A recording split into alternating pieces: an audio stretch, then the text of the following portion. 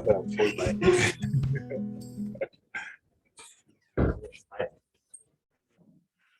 yeah. No. Sorry, it's not high enough for you. At least if it's, I can see me. Yeah.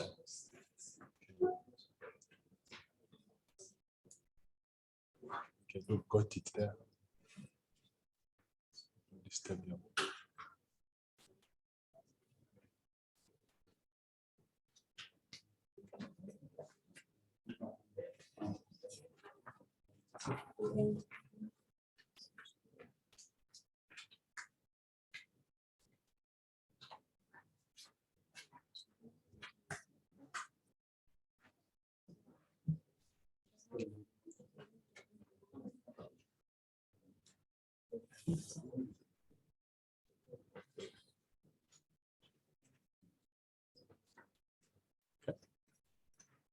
All right, good morning once again. Before I say any further words, I would like to recognize our special guests from the Ministry of Finance and National Planning, Madam Rachel, representing our guest of honor who was supposed to be here with us earlier on, the acting PS. And of course, she's here to represent government in this space as we try and launch the Zambia chapter for the Catalyst 2030. So maybe we can greet her officially, or she can greet us officially. Yeah, sure.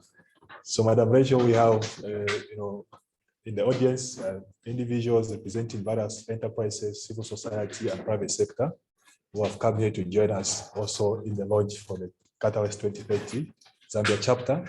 We also have about hundreds of other people joining us online from across the globe, because the Catalyst 2030, the global network, is actually has presence around the globe, from the West, Europe, and Africa itself, including Asia. So we today have gathered here to participate in what is ongoing, which is what we call the Catalyzing Week for the Catalyst 2030.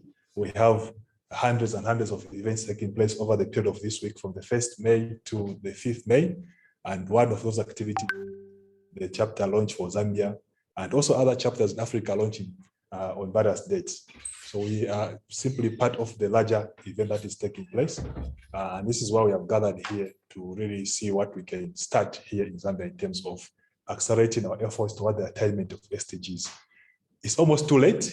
I think we all know, because 2030 is like a stone throw away from today. And we haven't done so much. And there are a lot of gaps that have been identified. And we also know that there's so much opportunity that we can harness within ourselves, from the social enterprising perspective, from the civil society perspective, from the government perspective in terms of policy direction. And also even private sector plays a very critical role to inform action that can lead us to attainment, at least, if it's not 100%, at least somewhere there. Yeah, so at least we can accelerate development across all sectors itself. So today we are happy to have you in our midst, both online and also here in person. And thanks to the American US Embassy, who have given us this space to actually host our event. We usually host some of the events here for some of the alumni from various US exchange programs. So we have that opportunity, and they provide this platform for every other member that is willing to be hosting various activities in here. At the end of the event, we'll ask you, the coordinator for this place, to also come and share with you some of the other opportunities that we have.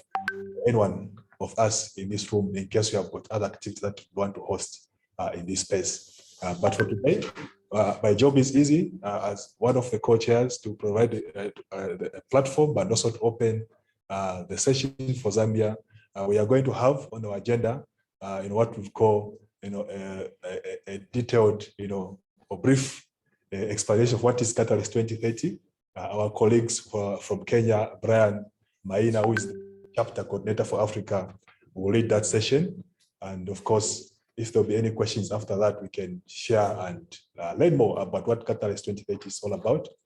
Then after that, we'll have within the audience some of the speakers that will join us in the panel discussion, and that will be facilitated by our comrade Farai Silva Liwewe. And after that, we'll have an opportunity for 1 or 2, 3, individuals here. It can be CSOs, civil society, in short, or social enterprises or representing private sector who will join us here to pitch some of the good things that they are doing to inform the action towards our efforts in attaining global SDGs for Zambia. And after that, then we have also an opportunity to network amongst ourselves before we close the session, and then that will be called the end of the day. And I think at the end of the session, we can also exchange numbers and then also inform you what are the next steps for the Zambian chapter. So this is just the starting place. There's more to come and more engagements, more collaboration locally and at the regional level, at the continental level, at the global level.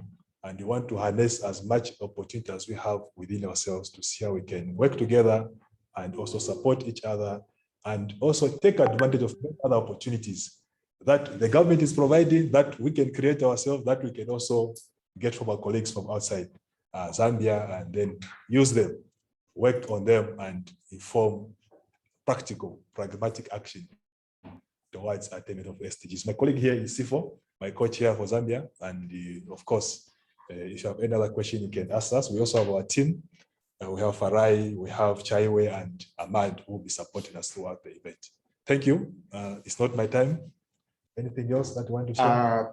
Maybe the other thing I can say is this is a free space that we can come in here. I look at all of you as collaborators. I don't look at you as working in silos and partly working with government, private sector and civil society organizations. I think we can achieve SDGs. And currently what we believe at Catalyst 2030 is that the current models we have right now, whether it's big government, civil society we're implementing, we won't be able to achieve SDGs in the next 7 years that we're remaining with or less. So it takes all of us to work together and collaborate. At Catalyst 2030, we believe in the spirit of collaborations, and we believe that collaborations out of this place will be born.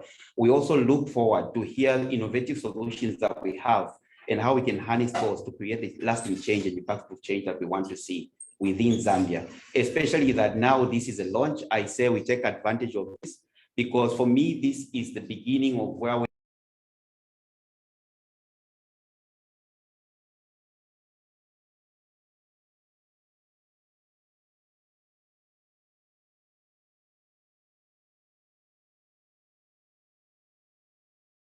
Hi everyone, apologies. I think we lost the people on the other end with the Zoom account, with the laptop and connection to the in-person meeting. Just can you give me a minute as I try and connect with them on phone as fast as I can. Thank you.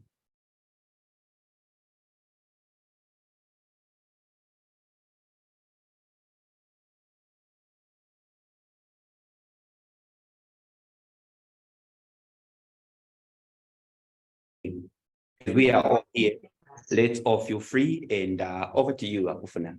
Yeah, so I think you mentioned a very important point about working in silos. We have in Zambia, we have a lot of people that are doing amazing work, working real hard, but in their own corner, and this one in their own corner, that one in their own corner.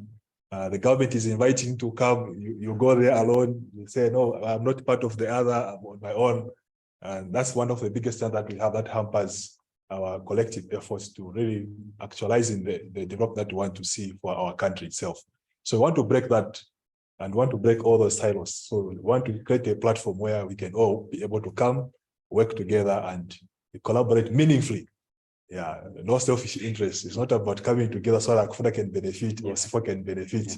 Then off we go. No, it's about collective benefit for our communities, for our country at large. And that's what we want to really achieve. And we also have, midst the Secretary General from Zambia, UN Zambia Association, Mr. Matthew Kalavo, who has been very prominent in this space also in terms of advancing the agenda for attainment of the SDGs in Zambia. So we have the people in the room. So we are creating a table, we all come together from different experiences, different practices, then create something that can work for all of us. So it's all of us to create what this chapter should look like, and it's ours. So let's make it work for everyone. Brian, online, I don't know if you are ready for us. We would like to hand over to you so that we can now tell our participants what is this Catalyst 2030 global network, and what more do we need to know? then we can be able to pick it up from there. Brian, over to you. Thank you so much to both of you, Akufuna and Sifo, as well as the entire team, from Farai to Ahmad to Chaiwe, for working as a lead team and making sure that we support and organize this amazing event.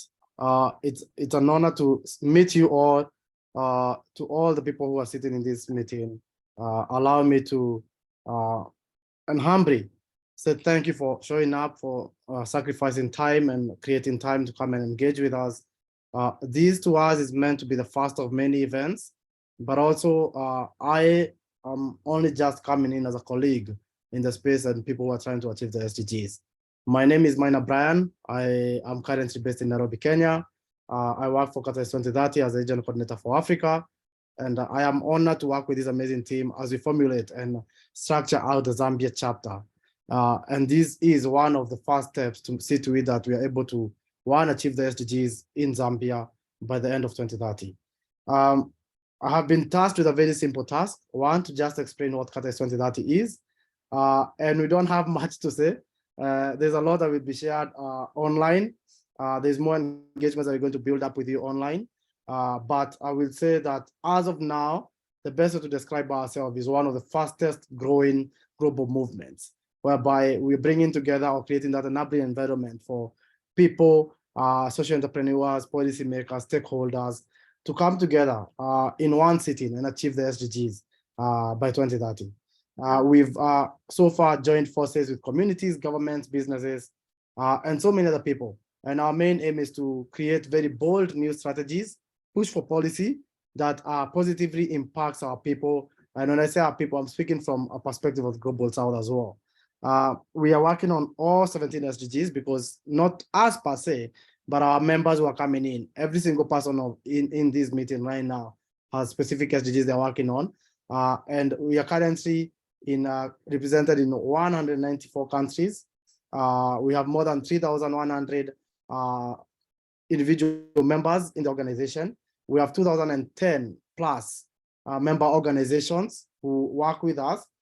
So far, we've been able to touch on 1 billion lives. And that's more or less what we say the best way to explain it is the trickle effect, right? How if I touch your life, you end up touching someone's life. So we are working currently in making sure that we bring the solutions to actually more or less localize the solutions and make sure that the communities benefit more from them.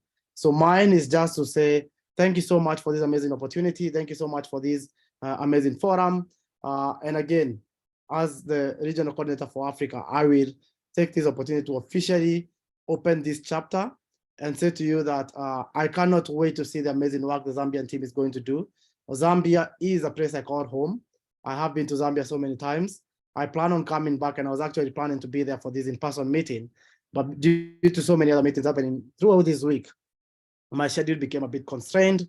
And I hope that I can get to sit down with all of you at a sooner date and see how best we can build and forge those synergies in terms of how do we come together and achieve the SDGs. We are very fortunate enough because some of the members here, I know them, but also we have to understand that in September this year, we're going to have a meeting at the UN called the Midpoint of the SDGs, basically saying that we have gotten to the midpoint of where the SDGs are meant to be. And what we're doing now is what we call the global stocktake. Have we achieved the SDGs? What is left? How best do we come on board? I believe that the Zambia chapter is well positioned right now to start working on that as well. And together with all the support with my team in the Secretariat, we are happy to come on board and support as much as we can and see to it that the Zambia team is full on, well equipped, and ready to handle and take care of the SDGs in their own country. So with that in mind, Akufuna, if you allow me, I'll just share a short video from our CEO on what CCW is. So Akufuna had mentioned that we have a long week of events. What is happening through this week? We call it the Catalyst and Change Week. It's a whole week of events whereby this year we have more than 300 plus events taking place throughout the week. In Africa, we have what we call the Africa Forward campaign that I'm one of the lead teams. And Zambia chapter has already decided on what are some of the pillars they want to take up on the Africa Forward. What we are trying to focus on is to have a united voice in Africa. We want to make sure that when we speak, there's an amazing proverb that I use every single meeting I go to, and it's very simple. It says, until the lion learns how to write, the story will always glorify the hunter. So the question is, we as Zambians, do we want other people from Kenya, like myself, to come and tell the Zambian story? Or do we want to be the one that tell our story, provide our people, and spotlight them where need be? So with that in mind, I'll just show you what we're doing during this week. But then I believe that Akufuna and the team will brief you more on what Africa Forward is as a campaign in Africa, what we're trying to achieve with the 5 strategic shifts, from issues on funding to ecosystem development, to narrative shift, to job training and capacity building, to upskilling our young people and training as well. So we're just trying to see to it that we are able to move with one voice. And I hope that this video shows you more what CCW is, and that you are more engaged going forward, and that we're able to work with you in the near future as well. So let me know if the video is playing on your end, Akufuna.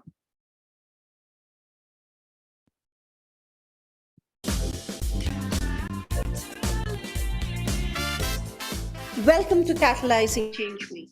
This year's Catalyzing Change Week is about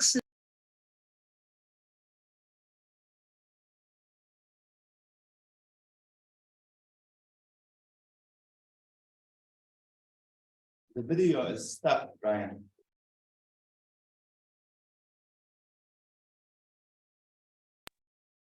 Can you see it? It's stuck. Oh, give me a second, please. Just I'm so sorry for that. Let's try and see whether it's going to work this time around.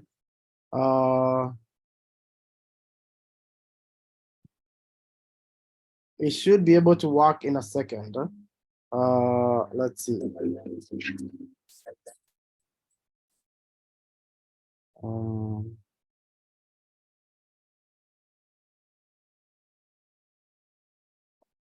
Give me a hint if it works. If it doesn't, let me know. Can you see my screen? Yes. Okay, give me, anyone just say yes if it works. If it doesn't, just let me know. We'll work on it later on. Yes, we can see it. You working? Yes. Welcome to Catalyzing Change Week. This year's Catalyzing Change Week is about solutions from the front lines by social innovators. In 2022, Catalyst 2030 concentrated its efforts on bringing proximate leaders and frontline solutions to the forefront. Collaborations led by members from the Global South produced groundbreaking reports on climate and transforming education, with an emphasis on offering local solutions. We continued our mission to create an enabling environment for social entrepreneurs to flourish by initiating a letter to donors, signed by more than 1,200 social entrepreneurs and innovators. The Catalyst 2030 awards ceremony was spectacular, and the awards themselves welcomed by the private sector, governments, bio multilaterals and donors. Catalyst 2030 as a movement is disruptive. One of the best things I think that's come out of Catalyst 2030 so far is incredible collaboration across the ecosystem that just didn't exist before Catalyst came into being. The thing I love most about Catalyst is that it's an open movement for social entrepreneurs around the world. I'd encourage anyone who's looking to be more connected with their local communities around social development goals to come along to Catalyzing Change Week. Welcome to Catalyzing Change Week. Thank you so much, everyone. I hope that was quite informative. Again, now I'll just kindly welcome you to this. Have an amazing session. We are here to listen in and support in any way, shape, and form. My team and the entire secretariat from Catalyst 2030 are humbled to have the Zambian chapter officially opening today. And we officially also announce that we are here to support in any way to see to it that the Zambia chapter is able to fully have its feet on and start kicking on the SDGs. Akufuna, I wish to hand it back over to you. Okay, thank you, Brian. But before you go, I would like you to interact just a little bit with the audience within 3 minutes or so, just in case there are any questions from the audience or points of clarification. Anyone in the room or online?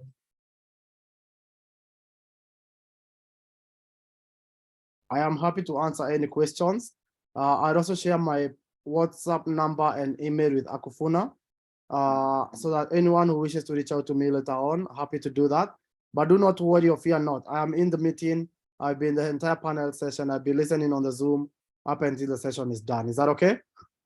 Absolutely. So if you have any questions, just feel free to reach out to me, and I'm happy to answer and support. And again, there's so many other events happening now throughout the entire week that might be very engaging to you.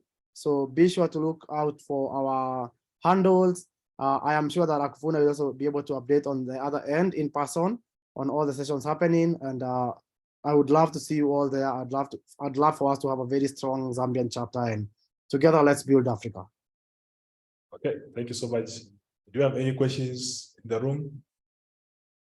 Comments? It's a free safe space. Okay, you can, yeah, sure. Mr. Matthews Kalavo. So we have Mr. Matthews Kalavo from the United Nations Association of Zambia, who is the Secretary General. He has something to share with you, Mr. Brian. I think just to recommend the great work that they are doing in the mission of 2010. Especially with results that the lives impact when it comes to the goals, and also quite a lot of programs that are in support of attending the goals. So I think we're happy to hear that, and then I'm ready to learn more so that as well in these 6 years and some months remaining to attend the 17 goals. I'm sure whatever that we can learn from them, we apply it here in Zambia. I'm sure we can see progress as well. Thank you. Brian, did you hear that? I heard what he said, so I'm going to say thank you so much for all you've also been doing.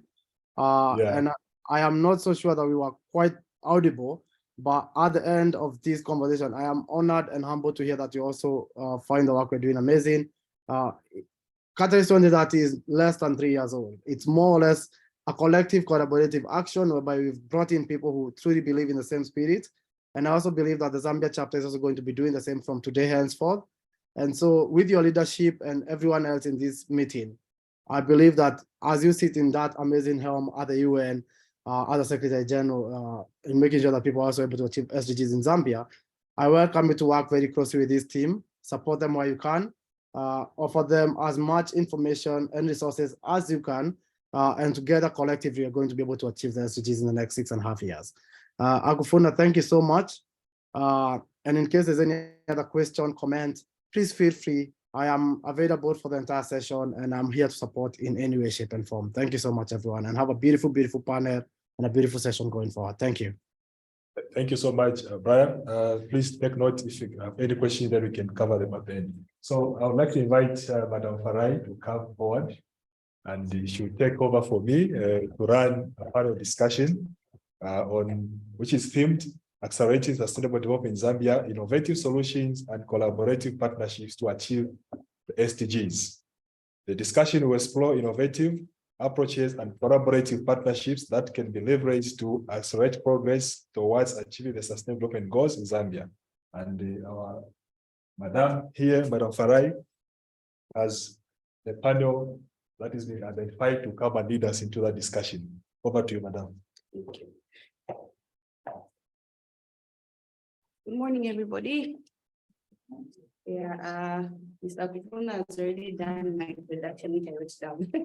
So yeah, thank you very much for that. So I think we'll just go straight into it, looking at time, considering that we started late. So I'll invite our speakers to come forward. We have Ms. Kasapomanda and Ms. Aisata Stole.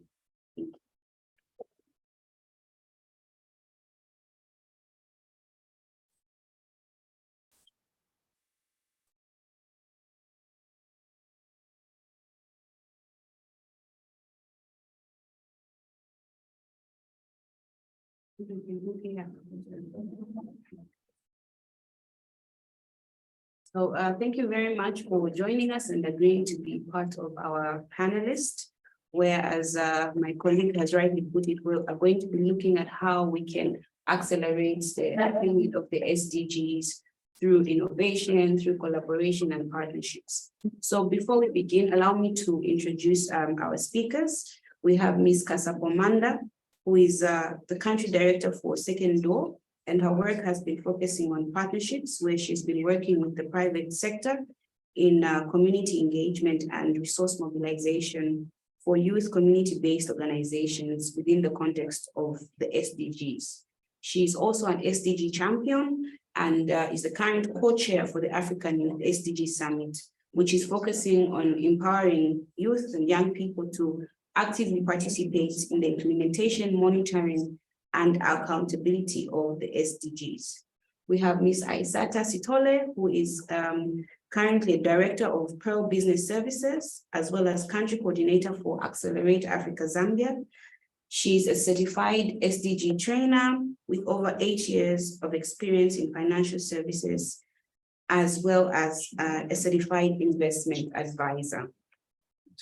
So getting to today's discussion, when we look at the composition of Catalyst 2030 worldwide, it comprises of individuals, youth, young people, social enterprises, private institutions, governments, donors, among other people. So now we'll narrow it down to young people. We all here are aware that young people have the potential to be drivers of change in many parts of the world. And I would also like to believe that young people, even here in Zambia, are at the center of pushing sustainable development. So, Ms. Kasapo, you have been working in this space of promoting SDGs through the involvement of young people. In your experience, do you think young people are fully engaged in the process relating to the promotion and the attainment of SDGs? So that's always a very interesting question when we talk about young people being engaged, because engagement is quite broad. Actually, we like to now narrow it down and be very specific and say meaningful youth engagement and youth participation. So when it comes to engaging young people, I think over the years, from the inception of the SDGs, there's definitely been a lot of improvement in terms of the way young people are engaged and how young people are able to participate in the process of the implementation, monitoring, and accountability around sustainable development goals. But we're still at a point where we are not fully harnessing the potential of young people. So I wouldn't say that we are, I would say no to that question in terms of engaging young people. And I think it's time that we actually need to interrogate what that means, because most of the time young people will sit and say, you know, we want to be engaged in these processes, we want to participate meaningfully. And we're constantly being told that, look, we're actually engaging people. So I think it's very important to actually engage in dialogue and actually understand what meaningful engagement and participation means. So there's the aspect of learning and information. Young people need to be informed on, first of all, what are the SDGs? How are we implementing the SDGs? And then go into the implementation process. Young people need to be involved in the implementation process. We're talking about partnerships, we're talking about innovation. You've already mentioned that young people have such potential. They also form the majority of the population. So coupled with their innovation, their creativity, we actually need to take advantage of that to see how can young people innovate and how can they come up and spearhead the solutions that are actually going to address the sustainable development goals. And then it comes to monitoring and accountability. We know that our leaders signed all of these agreements to say we are willing to implement this plan of action. How are young people able to engage with our leaders to say, are these things being done? If they do not know, they're not part of the process, they're not able to do that. So I think in a nutshell, I would say there's still room for improvement in how young people are being engaged in the process.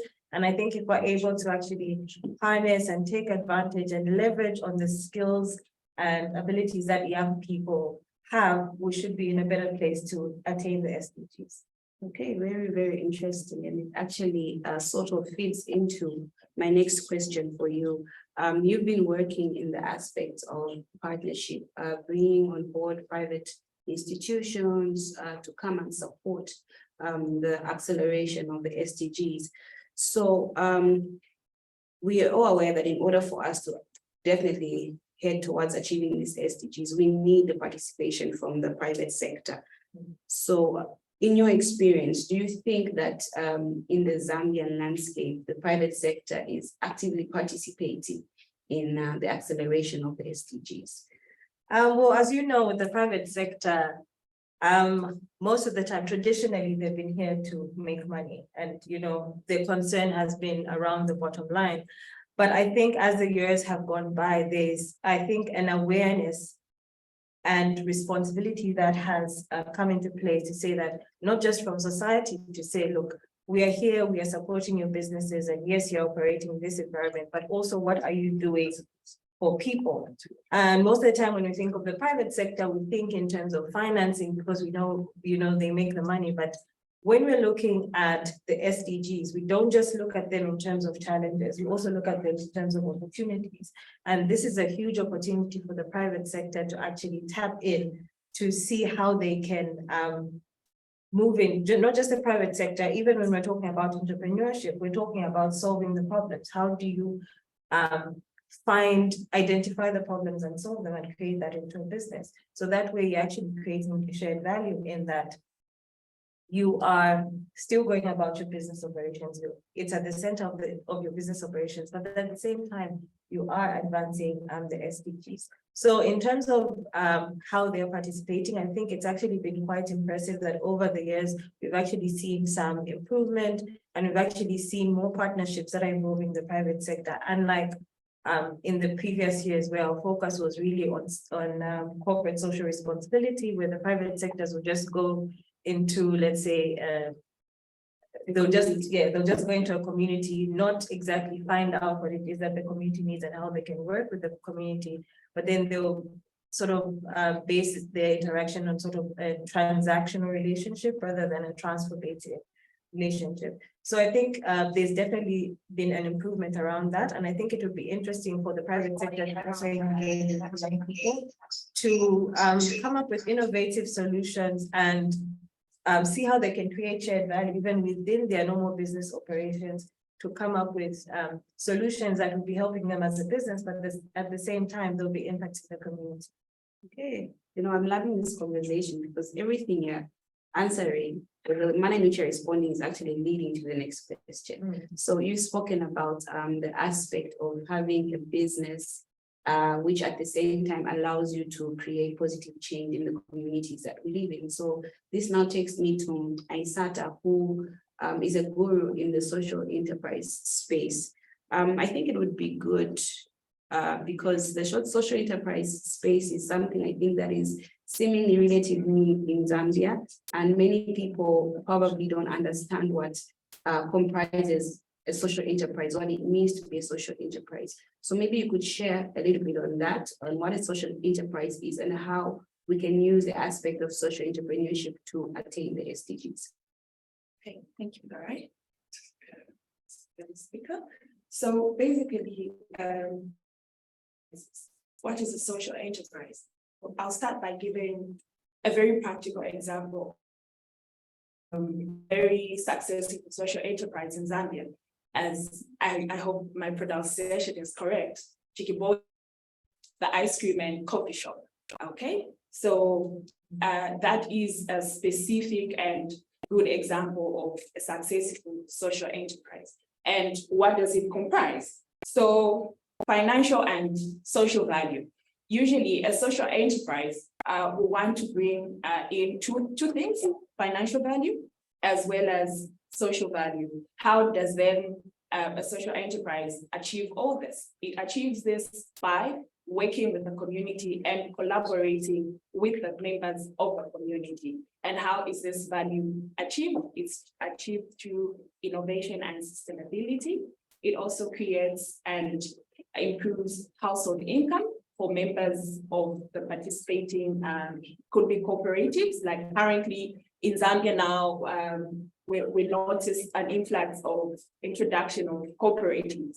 And so if these cooperatives are harnessed and we introduce in capacity building, I think it would be a very good ground for harnessing the SDGs and achieving our goal for Catalyst 2030.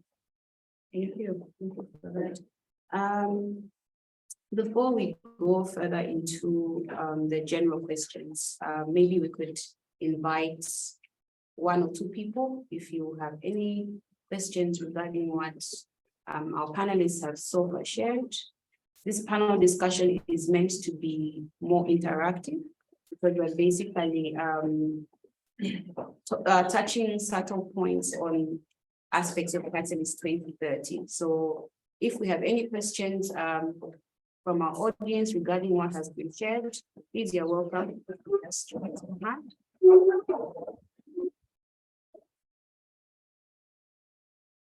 Yes. Good morning. My question comes to with respect to. So you can say your name. Okay. Your organization, then you ask your question. All right. My name is Enoch Mwangirwa. I'm coming from an organization called Wildlife and Environmental Conservation Society of Zambia. So it's a CSO. And I'm part of a social enterprise called Open Initiative, which deals with plastics. So organizing plastics, engaging neighborhoods, extending the other institution I come from. I've had an opportunity to train young people about SDGs and how they can contribute to them, and just for them to understand them better. But from your 8 years of experience, I just wanted to find out whether you think young people are contributing to SDGs with that being their prior point of initiation, realizing that we do have these global goals that we need to attain by 2030. And so they design their engagements with that in perspective, or whether they are doing work and at some point they just realize, oh, actually we are contributing to the SDGs as well. So what's been your experience? Is it from either of those perspectives, or it's just something different? Actually, you're right when you say that. When we actually talk about SDGs, we actually have to go round and around in circles and say, you know, when you're driving past the UN and you see those colors and you see those numbers, and then people are like, oh, okay, this is what it is. So we do actually have a lot of young people that are doing brilliant work in different aspects of the SDGs, but they don't even know it.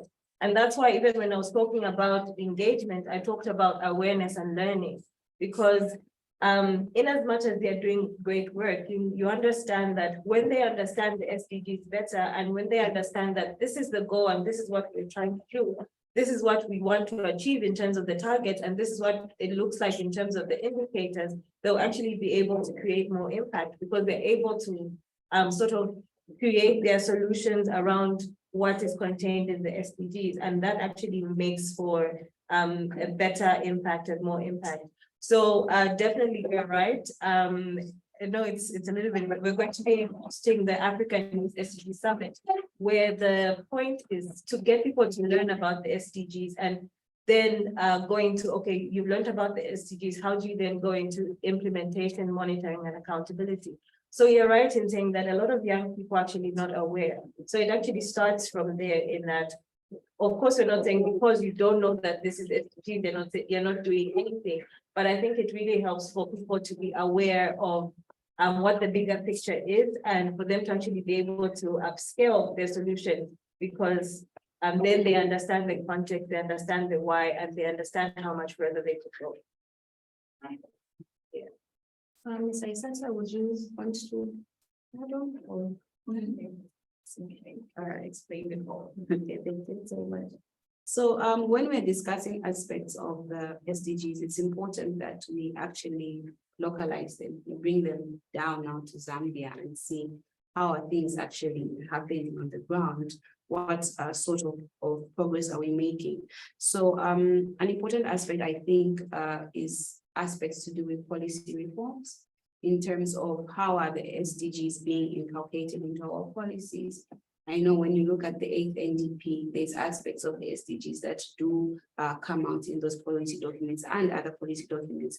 So this question is to the both of you as experts, people who've been working in this space, the SDG space, for a while. Do you think as a country we have adequately included SDGs into our policies as a means to localize them and make them relatable to Zambian people? Okay. Did I go? Okay. Thanks for that question, Farai. That's definitely interesting. And I think our colleague from the ministry will correct me if I'm wrong, but I do believe that the way that we have localized the SDGs in Zambia and the way we implement them is actually by, it's through our national development plan. So in our eighth national development plan, I think we have localized it. I think it should be at 86% or more, if I'm not mistaken. Yes, so basically we have integrated the SDGs into our national development plan, and we're not actually carrying these as two separate agendas. We're actually carrying them as one. So as we're implementing our national development plan, we're also implementing the SDGs. And Zambia is actually going to be reporting this year at the High Level Political Forum. We're going to be doing our voluntary national review, where we'll actually be reviewing our progress in terms of SDGs and how we have acted. And we first reported in 2020, and now for 2023, we'll be reporting for the second time. So we'll be able to see really how Zambia is doing. But I think in a nutshell, given some of the challenges obviously that have happened, especially things like COVID, there has definitely been a drawback in our progress.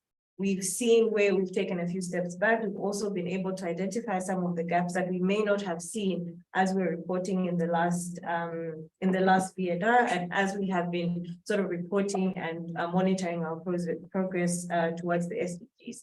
There's so many things that have happened, and obviously with crises like COVID, we were able to see the gaps and the drawbacks that occurred with that. I will say that obviously there's certain aspects that we are doing well as a country. I think areas such as SDG 13 on climate change, I think we have recorded some good progress on that, while aspects probably around SDG 1 around poverty, we're not doing so well. Obviously, when we talk about the SDGs, we don't just look at it, for example, we're talking about education and say, oh, we are taking this off in education.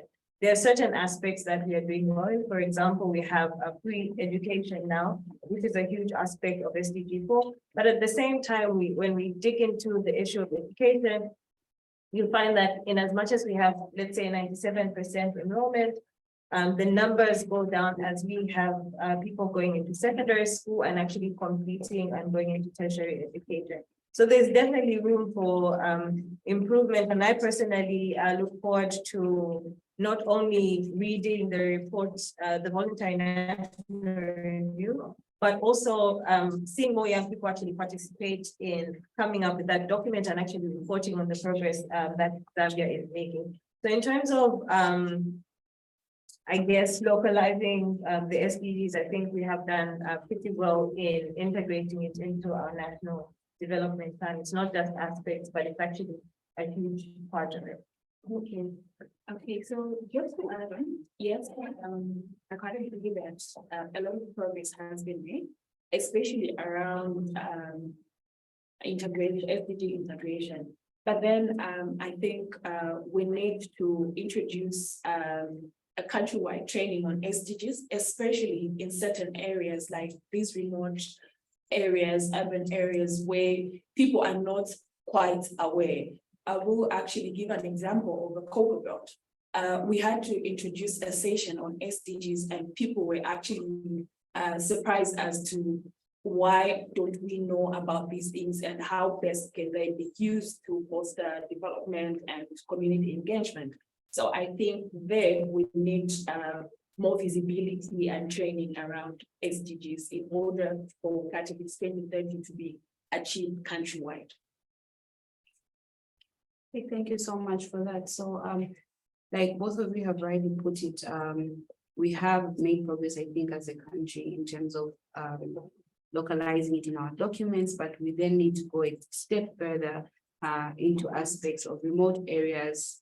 And in most cases, you will find that actually we could be ticking boxes in terms of the SDGs, but like in the essence where people are not aware that these SDGs are to be ticked off and so forth, then we'll feel as though, or to look as though we're not making much progress as a country. So definitely, in order for us to be able to tackle aspects of implementation, accountability, and monitoring of the SDGs aspects of partnerships are quite important, I believe. And so again, to the both of you, what opportunities do you think partnerships present in relation to seeing increased impact of the SDGs?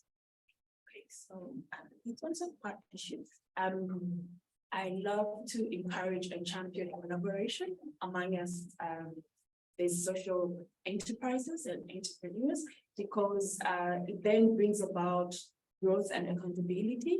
And I think there are a lot of opportunities out there that are encouraging such. So I think we're at a time where we need to identify the social enterprise ecosystem in Zambia and actually build it strongly in order to encourage growth and sustainability. And in that manner, I think we'll be able to tick out our boxes, as you said, in terms of how many of the 17 SDGs have we actually achieved in form of implementation, training, and also in terms of collaboration.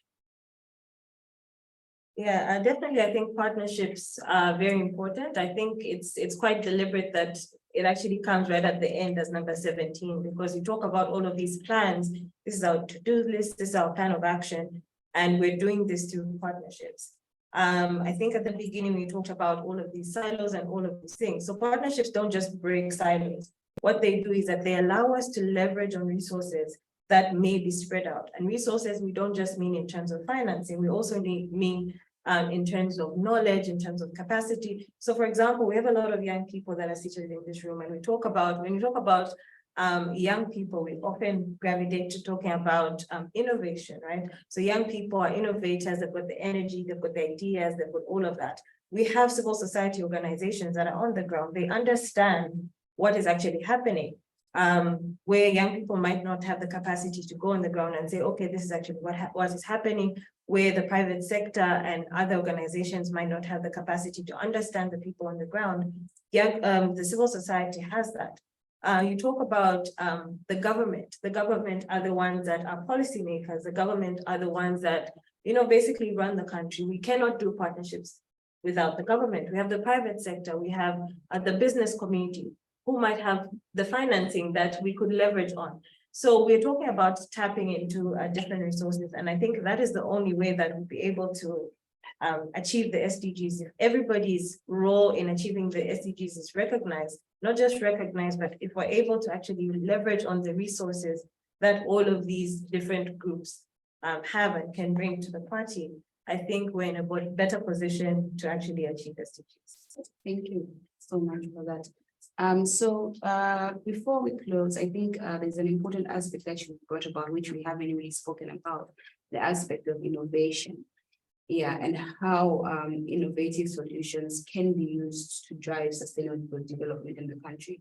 So when you compare Zambia to other countries, maybe in the Western world and so forth, you find that our people in the Western world are more advanced in terms of innovation. I mean, that side, you look at people talking about artificial intelligence, and whereas when we come back to our local context, we're still arguing about access to internet, in so many spaces. So do you or could you share any ideas in which young people could be innovative, probably using locally available resources, because innovation is not just about making a computer or making a car. You can be innovative in so many different ways. So from the experience that the two of you have had working in the SDG spaces in countries that are similar to ours, what kind of innovation are these people exploring, so that our young people here are also able to take a leaf from it and learn something, and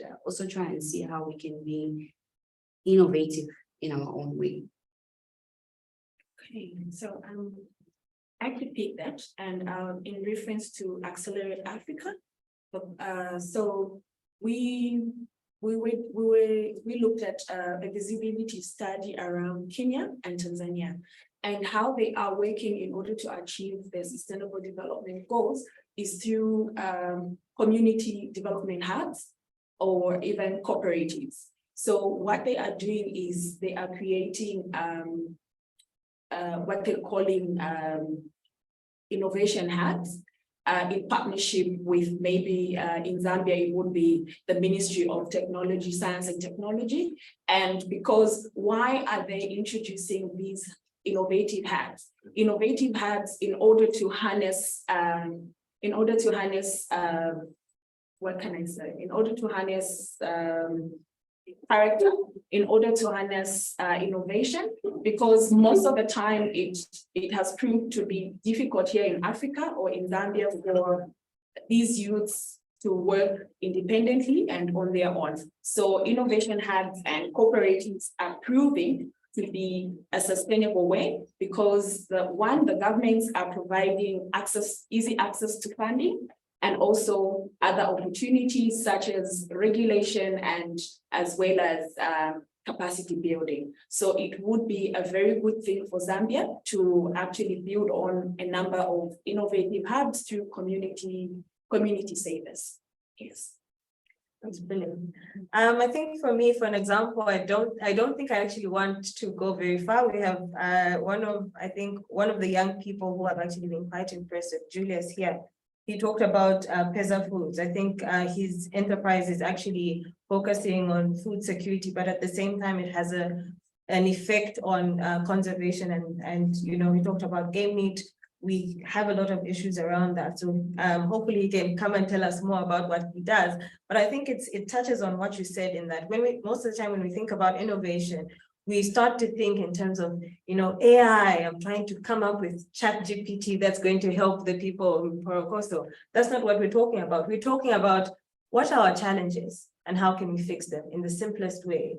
How can we sort of, you know, scale up some of these small innovations that we see at grassroots level? Because sometimes you walk into some of these communities and some of these children are doing some of these things and you're like, oh, well, this works. And it's actually solving some of the, you know, base problems. So when we think about innovation, I think it's very important to, in as much as we want to get there where we're creating all of these really cool robotics and AI things, we need to look at what does innovation look like for us and what does solving these problems look like for us. I look forward to, again, I'm coming back to the SDG Summit because we actually have an innovation challenge and we'll be seeing some of the local innovations that young people are coming up with in a practical manner. Because when I sit here and I say, oh, young people are innovative and they're so active and they've got the energy, it sounds like something that you've heard over and over again. But when you see it in practice, you really then believe and understand to say, okay, we actually have hope because there are people that are able to come up with what's seemingly the simple solutions, but they actually can be scaled up and can actually make progress towards attaining SDGs. Thank you. You know, as you're speaking in regards to innovation, especially in these rural spaces, it reminded me of one specific aspect of innovation under water and sanitation, where you look at the aspect of community total-led sanitation. That is an approach that is being used in rural areas to drive the importance of having latrines, of hand washing, and so forth. So when you actually visit many of these rural areas, we do know that they have challenges regarding clean water, access to water. So one innovative thing that I had noticed is because of their lack of access to water, it's very difficult for many households to have taps. But now they're doing what is called mechanized system, which actually allows people to have water connected.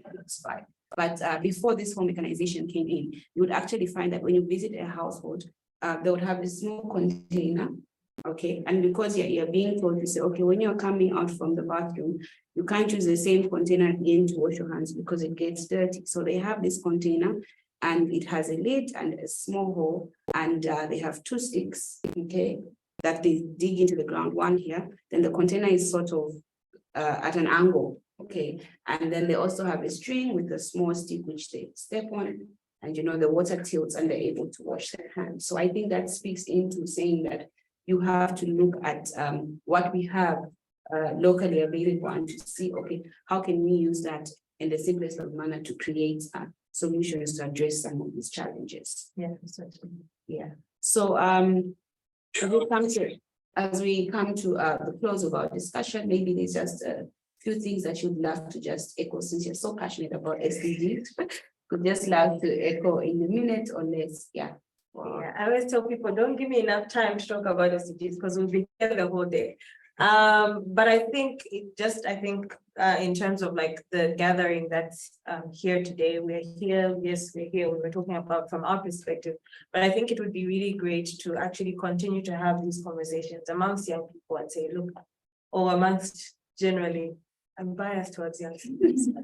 Yeah, so just have general conversations. I think we have a good representation. I think even just in this room to actually think, how do we rethink partnerships? What do they look like in our context for us to actually be able to achieve the SDGs? What does innovation look like in our context for us to be able to achieve the SDGs? And I think having a network such as this one is always a great thing because you're always able to see even beyond the everyday things that we do. We're able to see what is possible. We're able to learn from each other. We're able to actually see, look, all these people are doing this in Kenya.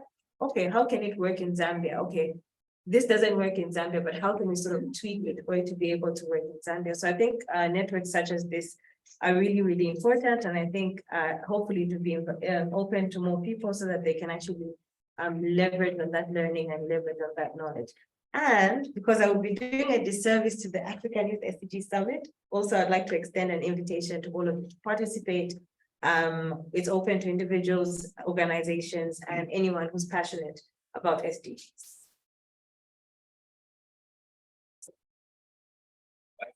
I think there's someone online who has a question. Okay, before you speak, maybe. Yeah, so John, you can unmute and ask your question. Okay, thank you so much. Thank you for actually according me this time to contribute to this. I hope I'm audible enough. People can hear me. Yes, you are. Okay, thank you. Looking at SDGs, these are very important topics or lessons that we are discussing. But you find that SDGs are mostly talked about in urban areas, especially in big towns, where a lot of people have access to internet. They're able to do meetings online. But what about those that are in the rural areas, in the rural communities? Because they are the most affected ones. Because we pollute the environment in town, those that are in rural communities, they get affected. Just like bigger countries, when they produce fossil fuel, like when they pollute the air, small towns, small countries, Africa is affected by that. That's why there is a campaign of loss and damage, so that countries that are affected as a result of big companies that are doing minings and everything, some other countries must be compensated. So the challenge that we are seeing for young people, lack of resources actually to do activities. Even when you teach them about SDGs, they will still find it difficult to actually implement those activities because of lack of resources. So you find that the resources are only with bigger organizations, and young people find it difficult to access those funds in order for them to actually scale out the SDG campaigns in far and hard to reach areas. So what mechanisms are there in place in order to that can allow young people to actually have access to funding and be able to implement activities as young people? Because we know that young people have that energy to actually do the work effectively. We have the problem in terms of implementation. We are putting up a lot of documents, policies in place, but these policies are not implemented. We have a lot of meetings going on. We have COP28 coming, COP27, but there's nothing on the ground. The environment is affected. Young people don't have this information. You ask them about SDGs, it's a new thing, it's completely a new thing. But now we have 6 more years to go in order for the target to be reached. So what mechanism are we going to put in place in order to allow young people have access to resources in a very easy way and manner?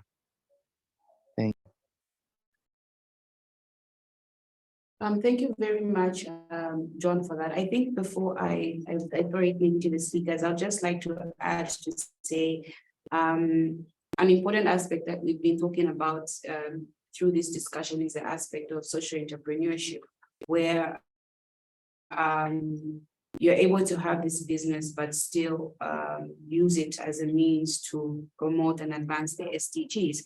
And I liked it when I started spoke about simple things like cooperatives and all those things. I think in the last 2 years, government has made strides in pushing certain funds towards empowerment. It could be through the CDF, it could be through CEC and all those things, but the opportunities and the money is there. So I think what we need to drive now towards is creating this social entrepreneurship mindset in young people or in people who are setting up businesses, so that we're able to use such resources at the same time to build our businesses, to build our lives, but also promote the attainment of the SDGs. Yeah, so I don't know if any of you have anything to add towards the SDG? No, towards his question. Yeah, I think the challenge that you've raised is very real. As I mentioned, we work with community-based organizations. I wish I had the capacity to work all across the country, but hopefully that's going to happen. And I think this is one of the biggest challenges in terms of, in as much as, yes, you say young people are innovative, young people have solutions. Sometimes if there's no financing for that aspect, then it's very difficult for them to actually go ahead and actually, implement some of these things. And I think you did mention an interesting component, I think, which is the CDF, I think, which young people, I think, should be able to take advantage of. On the other side, there have been some challenges around that. So I think we need to be focusing on how do we create a conducive environment for young people to actually take action for SDGs. And I think that's a conversation that can only be had when we actually sit to have, some of these meaningful conversations and meaningful dialogues. When we talk about youth participation and what does that mean, interrogating that, that's when I think we can actually be able to have, to find these solutions, because the solutions can be built and young people can be ready, but the intersection is not intersect. Yeah, so these are, I think, some of the important conversations that we need to have, is to say, look, yes, the resources are there, the funding is there, the young people are there, the innovations, how do we bring these together to actually, bring about the impact that we're looking for? Okay, so I think we can take the last question, because our loop should be ending in about 30 minutes, and we still have Jason. Jason, you want to ask? Yeah, just to add value to what Farai said, Sylvia, John, in terms of helping our communities, whether they're out in the rural areas or they're actually in the urban areas, the objective, or one of the objectives of Catalyst 2030, is to support everybody. So as you have Farai, Sylvia and all the rest there, and Splenda and Brian contributing to it, and I'm just here to extend my invitation to say to any of our brothers and sisters in Zambia, if they want to collaborate or communicate with Australasia or with Australia or New Zealand, our door is always open, because this is part of the Catalyst community helping each other, John, when we are struggling, say, in a rural setting, and to communicate with each other. So I was just in the Croatian chapter just half an hour ago, and I realized, it suddenly came to me that we're all got these beautiful communities all around the world, and as someone had mentioned, we're running in silos. Well, I'm extending it to you, John, and to say, hey, if you have an issue you want support with, send it over to us, and if we can help it as our community, we'll give some support for you. And that's part of the collective of the nature and people at the center for Catalyst 2030, and also in terms of our spirit of generosity. And I know that doesn't mean much right now, but as Farai, Sylvia, and all the rest have been talking about, the collective of us will help us to be healthy in terms of our engagements for our education, for our children, for our processes, and for building the Zambia chapter and the African chapter. So I hope that gives you a little bit more confidence and support, John, to know that we are all doing our part around the world.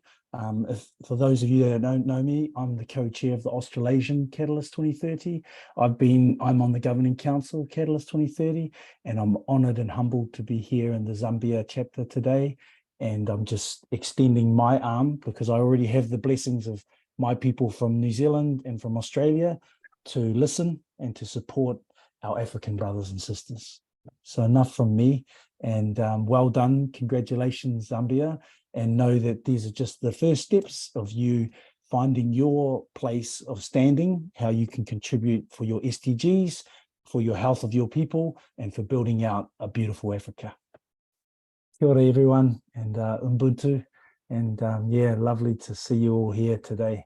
And I'm honoured as a Māori from New Zealand, and also as a member of the Governing Council for Catalyst 2030. And I know that you will inspire our younger generation, and you'll help Farai and Brian and all the others to come up with ideas and to work together so we can have a more meaningful engagement. And I look forward in the near future to coming to visit you all in Zambia, to meet you face to face, which is how we do it in New Zealand. So yeah, it's wonderful to see you have a chapter, and you know that you have the Australasian chapter to ask questions about how we grew out or how we tried to do it. That doesn't mean you have to do it, but that'll help you understand how you want to place it for Zambia. Thank you so much.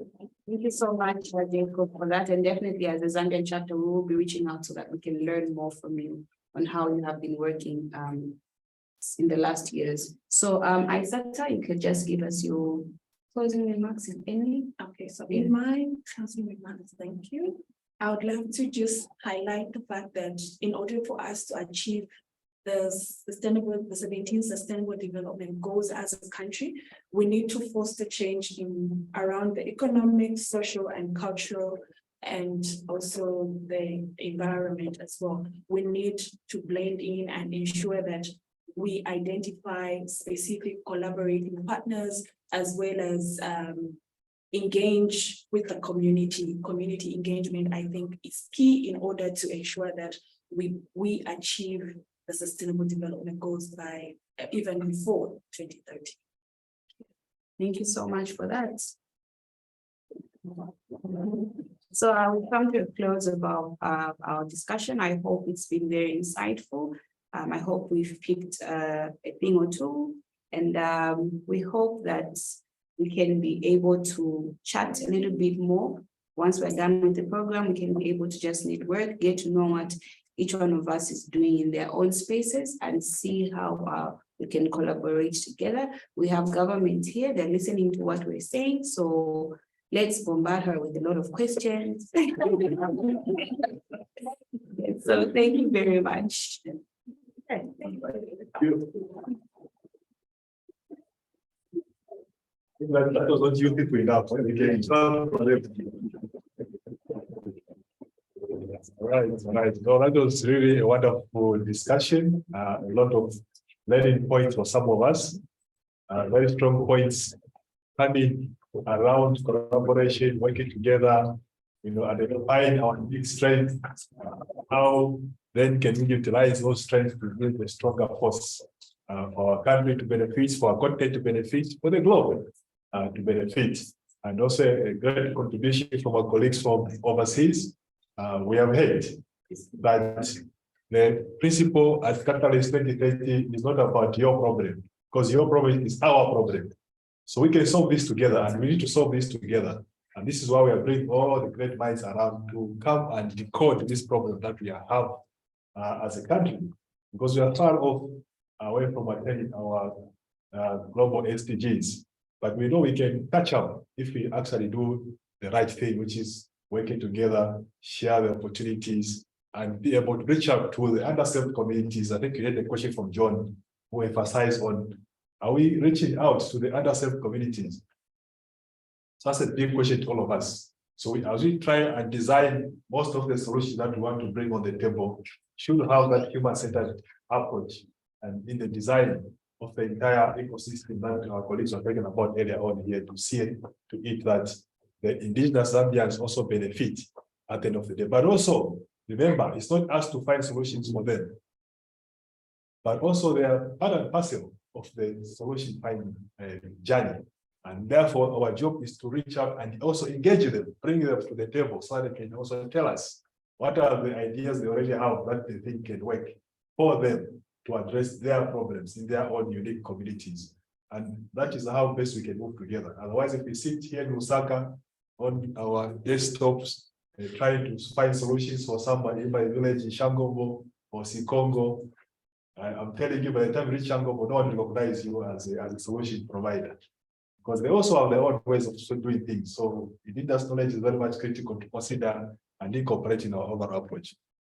So I think we still have an interesting session coming.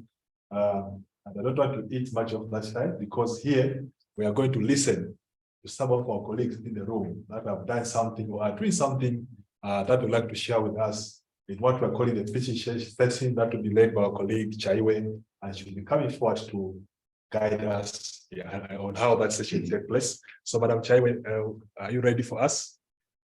Okay. So a big hand to her, she will be able to guide us.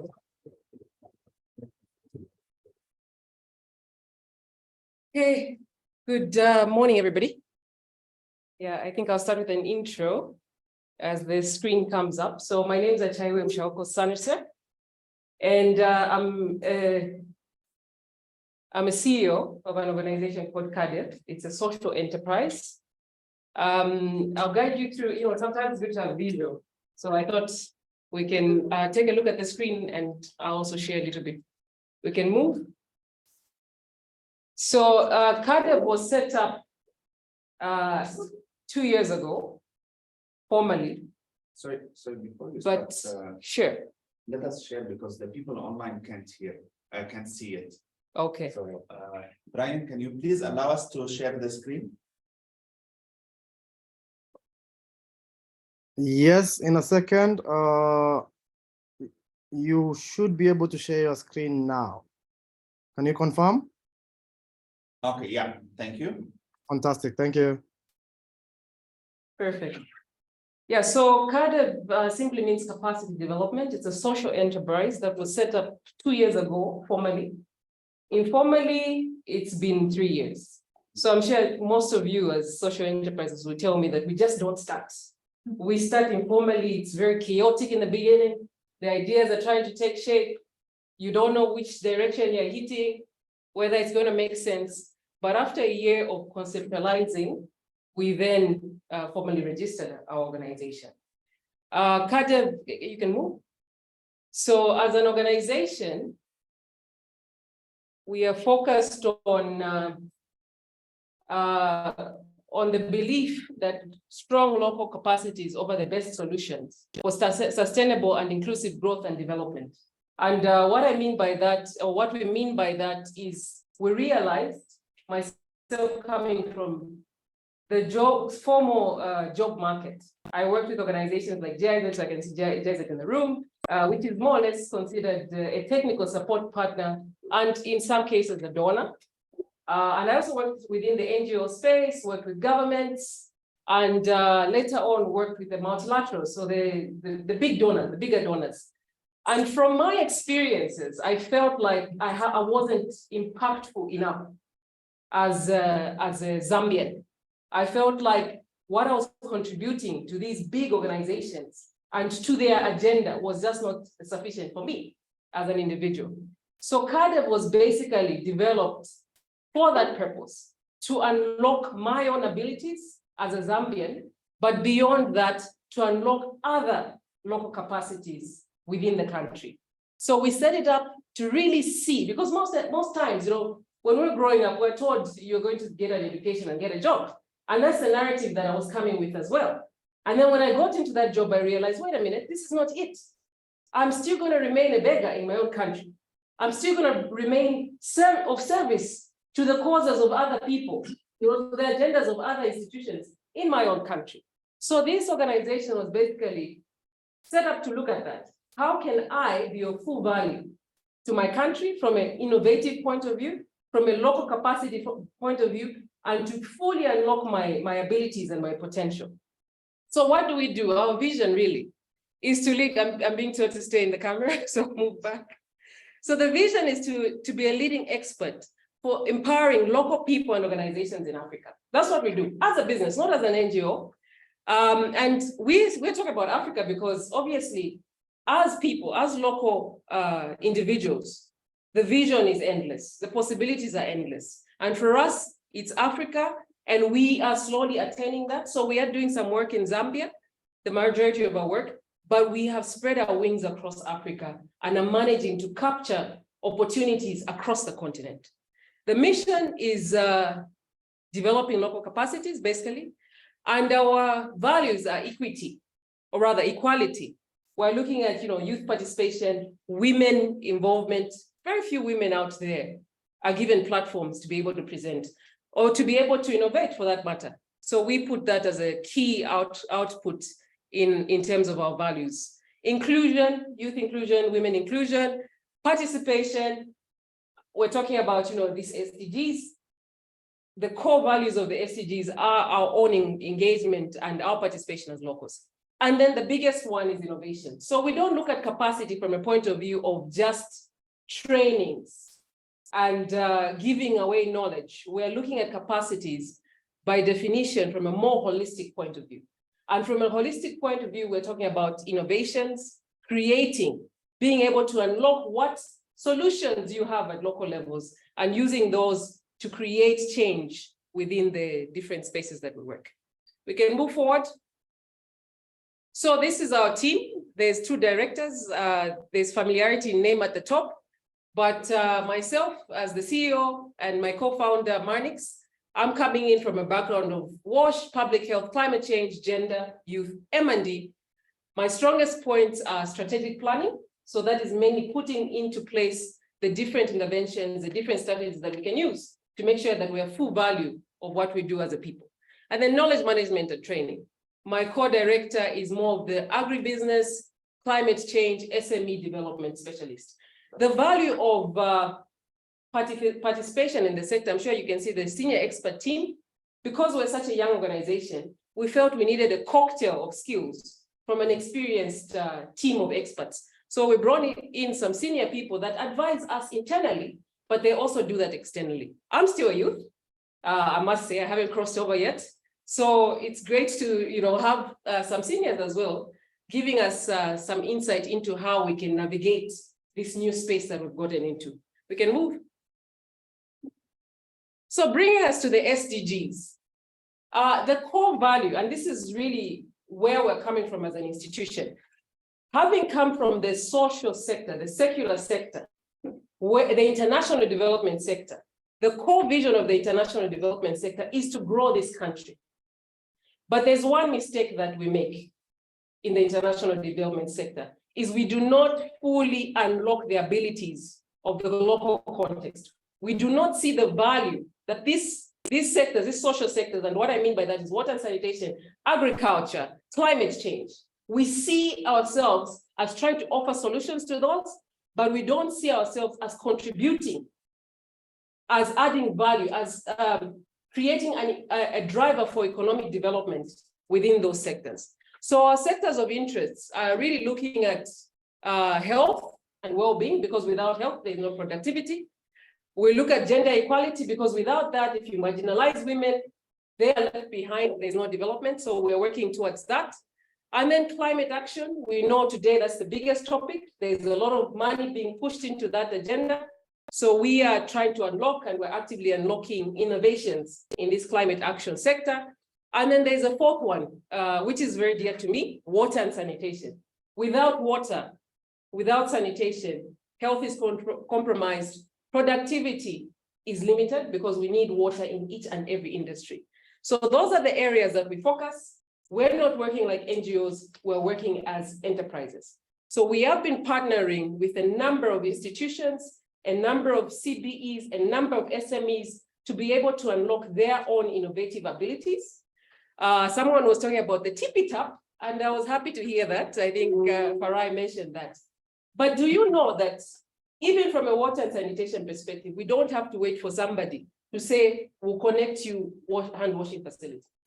In this country during COVID, one perfect example that I'll give is we noticed as an organization, and we unlocked that to its full potential, that during COVID, hand washing became the biggest conversation. In our cities, in the markets, welders immediately responded. There were hand washing facilities that had never been seen before, constructed in this country. And believe it or not, there was no need for resources. The resources presented themselves. These people saw that the only thing they had was the opportunity to sell. Where they got the money, we don't know. But they were able to weld with the little resources. They were able to find buckets and taps, and they made millions. That sector during COVID times, really from a hand washing facility point of view, creativity and innovation happened naturally. So as an organization, we're trying to change the mindsets of the local people to say, where there's an opportunity, where you see a niche, don't wait. And that's the culture that we have as Zambians. Don't wait. Let that innovation, let that opportunity, let that idea come forward. Meet the people you need to meet. Use platforms such as Catalyst 2030, and that's why we're here today. And the reason why we are here is because we noticed that we don't have this collective of enterprises. We're not talking to each other. So we're very thankful as CADEV, and I'm sure on behalf of everybody, that such a platform has been created. Because as we work together, it is possible to unlock so many opportunities in the circular economy to answer to these SFDs and to create and innovate and grow our economy. Can we move, please? Thank you. Okay, so in conclusion, this is just a little bit of a gallery. I was planning to put in a whole lot more, but I thought, okay, I think I'll be talking way too much. So some of the major interventions that we've done over the past 2 years since we've been set up, I think we've moved very quickly. And the reason why we've moved very quickly is there's very few, and I have to put this out there, there are very few social enterprises in this country that do what we do. So when the donors that some of us have worked with were looking, we knew exactly what they wanted. They wanted organizations like us, like CADEV. So when we were approached to do innovations for the water and sanitation sector, for the green economic sector, it was very easy for us to get the contracts, to get the grants, to get the consultancies, because there were very few organizations. And that is a call to everybody. Look at where these opportunities are and create and head in that direction. You will find that it's very easy actually to unlock. So we've done some things in water and sanitation. Those are pit emptying technologies. We know in this country, people use a vacuum truck to remove fecal sludge. We came up with innovations that are using smaller technologies that can fit through informal settlements to be able to empty septic tanks and pit latrines. I think that's the biggest problem in this country. And that was a funded opportunity from some of the stakeholders I will not mention for now, but we can talk about it later. And then there's another push towards gender inclusiveness. So we've been working with a team of young water graduates that are coming from these tertiary educational schools like the Lusaka Business Technical School. And these young people have found that there are no jobs for them, as usual. I think that's the biggest narrative. So we're trying to unlock their entrepreneurial potential. How can they, we know there are plumbers in this country, but how can we push these young women that have not seen these opportunities as plumbers to be able to use that entrepreneurship spirit to unlock their income earning potential? And then one of the recent ones that we've worked very closely with is the team of SMEs. We are using briquettes. I think that one is also another innovation that is coming up very strongly in Zambia, where there's an alternative to charcoal discussion that is happening. So a few young SMEs, young people are now producing briquettes. And we have jumped on board that wagon because we built capacity. We have the technical abilities to train them and to ensure that the quality, the access to market, the access to raw materials is well strategized and well planned. So we've been working with these teams, and we've signed in institutions like Prospero, who's come in, they're very key on supporting such initiatives, partnered with them to unlock those abilities. In a nutshell, that's what we are at CADEP. Thank you very much. So I'll pause, I'll stop there, but I'll open up for some questions. Yes, Mr. Charles. Thank you. Very good presentation. My name is Timbo Charles. I'm a human rights activist, but basically working on children's rights, and that's my focus area. And also, aspect I'm working with is career development. Where career development is concerned, because we understand that people need consistent upscaling in terms of innovation, new ideas, and so forth. How are you collaborating in terms of with other partners when you come to social enterprising? I've looked at amazing work you do. But then my question is, as CADEP, how are you collaborating with other partners in Zambia? Right. Okay, so we are using a two-fold approach. The first one is we're looking at the actual unlocking of abilities from smaller SMEs, harnessing that, because that's what we do, it's capacity development. So that's at small scale. But at high level, we're looking at partnership building, because we do not have the full technical potential, the full capacities to be able to do what we do on our own. So we are looking at partnering with institutions. I think Ignato Ahmed is one of the conversations we've had, and we're pursuing very actively. So the conversations are open. I think we haven't fully unlocked that yet, but we are getting there. These are early conversations. We're still also a small organization growing, rather a young organization, not small, but young organization that's growing. So those potentials to network, to see synergies is something that we're doing on an ongoing basis. But at the highest level, so this is at our level, at the highest level with bigger organizations, I think that has already been established, because for us to do what we do, we needed that support from, like the GIZs. I think those we are with them all along, and one such example is, through partnership building, is applying for partnership opportunities, applying for grant opportunities. And that has unlocked a lot of partnership potential for us. Recently with GIZ, we scooped the Innovation Fund Challenge that we had applied for, and that concretizes our relationship and our partnership with them going forward. So there are different levels and types of partnership that you can harness, and we're always willing to have that conversation. Okay. So there's a lot of questions. We have a whiteboard presentation.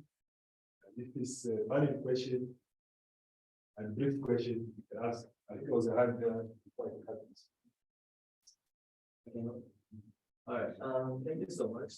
It's been a great presentation, and I honestly look forward to the work that CADEP is doing. My question is, thank you. All right. So my question, it's actually two. I'd like to find out the social enterprise. I get the impression that you're out there to make positive social impact, while also kind of making an earn out of it, making profits out of it. Exactly. So I want to find out, are your services, do they come with a fee to the people that would like to utilize your platform or to utilize your company? And then how do you make them affordable if at all they come with a fee? Then the other question, and lastly, what does success look like for CADEP? What do you mean when you are trying to make impact, or when you're trying to help people out? What is your general objective to say that, okay, well, at least achieve this, well, like being successful in this area? How does it look like? Okay. Thank you. Let me answer it. I'm not really good at capturing too many questions at once. Okay. All right. Response to that? Perfect. Yeah, so that's a really good question. So we use a two-fold approach. because of the expertise that we have, we are making, and I mean, we are a social enterprise, so we are making an income through consultancy services, and we are supporting the same organizations that we have had engagements with in the past. In previous engagements, I mean, most of our team is coming from the formal international development space. And we realized that in that space, like I said, as I introduced the organization, is we realized the gaps. We realized that the gaps were really, these unlocking abilities, the innovations, the local capacities. So we've been supporting some of the international development players as consultants in framing up the way that they're doing their interventions, in involving communities. I think our community engagement expert is here, involving those communities, ensuring that the SMEs, the local capacities, the local institutions are adequately pushed forward, are adequately brought along in the implementation process. So that's the side of it where we've been consulting very strongly in programming. The other side of it, the way that we've been working is we realize that obviously when you're unlocking capacities, resources are limited. So the way that we would charge for trainings, for technical support, for small SMEs would not be possible for them to be able to afford it. So we've embarked on a grant program concept. So all our trainings, all our innovations are really coming in from financial applications that we've made, proposals that we've made, grant applications that we've made, pushing the projects because we see it. We are here locally. Some of these international firms do not see it, or international organizations. They don't see what our needs are. But we are active in ensuring that we know where these interventions are, where those interests are in the sector, in the local sector. And then we've packaged that into a project and sell it to potential funders who then add money to it. So when we come to you and say we need briquette producers, you come in your masses, we already have those resources available to serve you. That's how we've worked. All right, let's clap for that. I think answer one question, but in the next couple of years, I think, we hope to see not only for ourselves, obviously we want to grow as an organization, take on more projects, bigger sizes, bigger volumes, but we want to see more integration, more growth in this social sector. Thank you. So why I'm not taking more questions. I just want to raise your appetite for the networking session. Sorry, So thank you so much, Sharon, for the wonderful presentation. Thank you to Kadim for the work you are doing. And I think this is good to know that actually we are doing something at the country. We just don't know, and we're just not coming together. So now that we are together, let's join the boat and see how we can work with Kadim and accelerate our efforts to attainment of the global SDGs. We have them in our list. So we'll be able to give each one of us a chance to say something about one of the 17. And as we take our group photos, we also showcase this. This also with the support of our colleagues from People Foundation, Mr. Isaiah, Gova, and John. So they also tell us what these are all about. So thank you so much, anyway. Thank you. And at this point in time, I think we have our colleague Ahmed also to come and tell us a story that is inspiring in terms of what they are doing. Are you ready for us? Yes, I need someone. Since you are a technician there, are you going to play double job?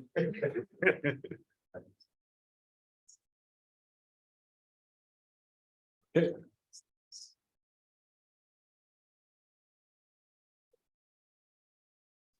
So we are going to the space now, eh? Yeah. It can't work on Earth. We'll go and try Mars.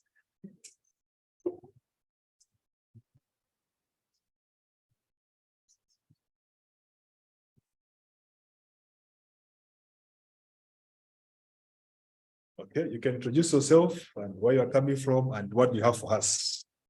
So, good morning again, everyone. I'm Ahmad, founder and CEO of Ignitus Space. Ignitus is Zambia's first space tech company. And today I'm gonna guide you through our small pitch. So we are Ignitus Space. You can jump to the next one. We are Ignitus Space, the winner of Africa's Best Space Innovation Company and multiple international awards. And we just came back from NASA a few months ago.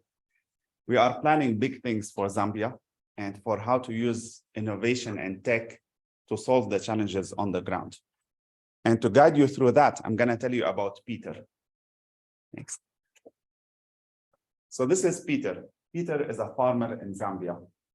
And for the past few years, he's been struggling in growing his farm and his income. His problem is just like the other 4 million farmers that we have in Zambia. It's not his motivation. It's the access to data about his land. So he doesn't know what to plant, where to plant it, when to plant it. Next. Now this is Joe. Joe is Peter's friend. And the difference between them is that Joe is able to use a team of experts to solve his problems. He has a soil expert, an agronomist, a data analyst, and a satellite tech.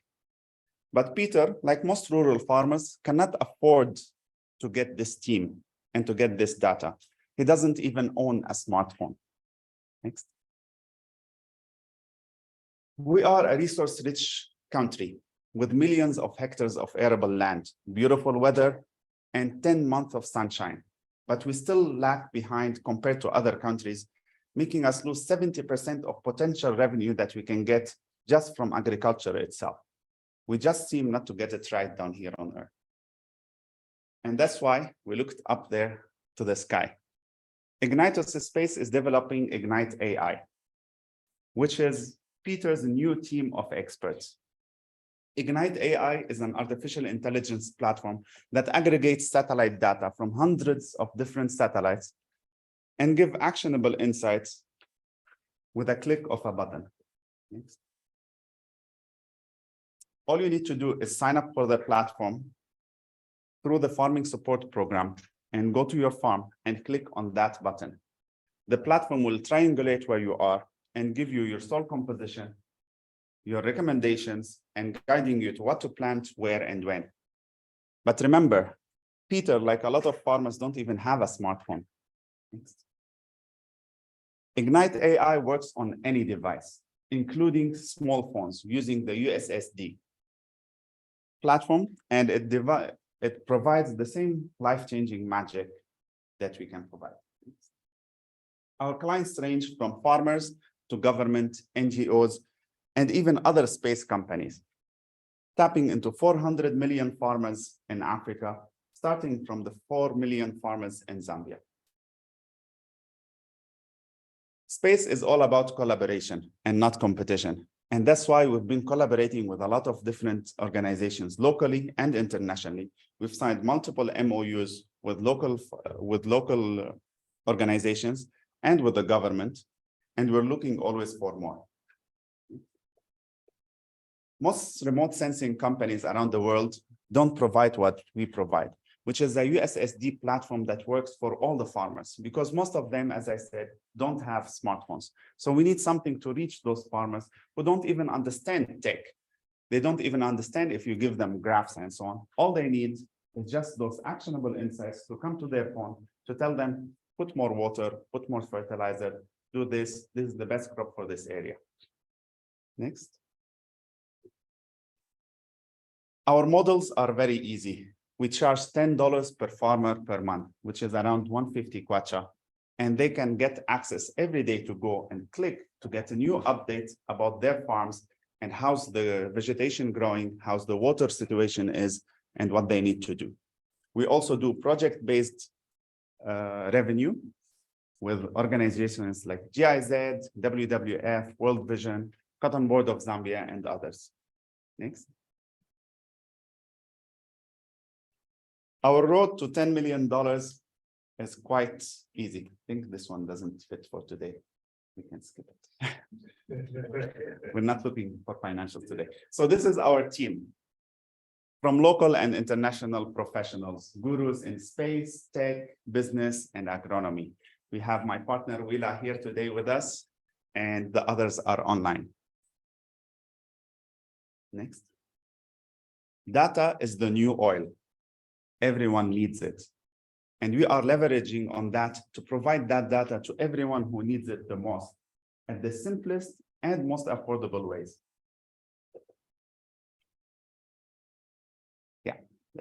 So we are Igniters, and we are here to save life. Thank you. Wow. So this is, amazing, right? thank you. Yes. So this is the journey of our company. That's what I usually pitch on world stages. And I think the most exciting thing that happened recently was COP27. We represented not only Zambia, we represented Africa there, and we won the Climate Technology Award. As I said, we're always looking for collaborations. And that's why I wanted to present here today for anyone who doesn't know about our company, our Zambian company, to know about it and see how we can put our hands together so we can reach the bigger number of farmers, how we can collaborate and add maybe other organizations who are working. That's how we got in touch and see how we can tap into each other's strength and collaborate together for a better future. If you have any questions, please go ahead. Okay. I want to find out on how up to date you give real-time information to your clients who look at, let's say, I want to take a look at my farm. Yeah. And I want to look at what I should do with it. How up to date is the information that you have? Is it live feed from the satellites, or is it a week back, a month back? Well, it depends on the model, because in the end, satellite data and how much it's the charge of it, how much it costs, depends on how close to date it is. So the more live it is, the more expensive it is. But for the farmers, we don't need to give them the daily updates because it won't change so much within a few days. So usually 1 week old data is enough for a farmer to know what to do. But if you do want live data, that's also available. And in terms of what we can tackle, it's not only agriculture. That was just a pitch about agriculture. We can do a lot of different things like water management, disaster resources, deforestation, fires, floods, everywhere. Even urban planning, roads, infrastructure, all that can be possible. Another question, sorry. Should we? To orientation there. Yes. You touched a point there that is close there. I want to find out through your platform, if I wanted to get, let's say, comprehensive data that can give me a count of Zambia's tree stock, let's say up to a month back, and keep an updated check. Are you able to do that? Well, we can't count trees because from the satellite, the canopy will hide how many trees are there. But you can tell you the forest coverage, if it's shrinking or it's growing. And that's one of the projects we were working on. And we found because of one of the NGOs implemented a certain project that I'm not allowed to just, that the tree coverage in that area has actually increased. And we were so happy because, you know, as Zambia, we are #1 in Africa in deforestation. So it's good to see that in some parts of Zambia, it's now growing back. So we have the capability to see that and tell you what's happening exactly. Yeah, I'm just scared that one day you might be able to tell how much beef I have in my home. Yeah. Well, that question actually comes a lot, and a lot of people are scared of it. So we don't have optical satellites that can see people or cars and so on. That's military grade that you're not allowed to tap into, because the satellites we use are orbital satellites. They can go and see anywhere in the world, not only Zambia. So if we can see you with your millimeter, we can see Joe Biden. Yeah, absolutely. Okay, we have a question online. We have Lou in the sense that we can go to online, then we can wind up so we can avoid directly interact and network. But before that, we will have some space for Madam Rachel to also share with us one of the pointers so far from the session. So, Mr. Brutus, then we go online and then we can find out. Okay, thank you so much. I'm a Zufa, and just want to find out, you're doing amazing work with the sharing about for this foundation. are you also embarking on the groundwork to understand the backbone of Zambia? We're talking about deforestation, water, and many more natural resources that we want to solve by climate change and agenda. So, are you doing any research on the ground, collecting data? Even if you are using satellite, you need to understand that what is on ground and what satellite is doing is different. Like my friend mentioned, are able to capture data, maybe counting trees. So my point is, are you going on the ground, like understanding the forest that we have, the protected area that we have in terms of deforestation, to map out areas. So also we can have the new data on the ground about Zambia, not using research, but also using the data that we have on the ground that we are using the we have any research that we can point out that we have done this, that we can follow up with partner ourselves or young people to start improving those research in terms of using the database. Well, definitely, that's exactly how it works, actually. So because we are a technology company and we create dashboards, so these dashboards can layer data together. Satellite data by itself is not enough, and ground data by itself is not enough.